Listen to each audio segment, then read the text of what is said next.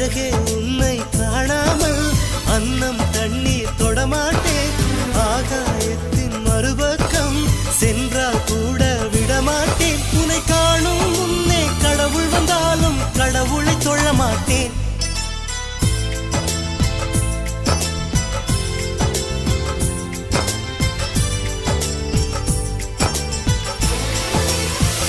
எங்கோ ஓர் சாலை வளைவில் உன் பிம்பம் தொலைந்ததடி, அங்கேயே நின்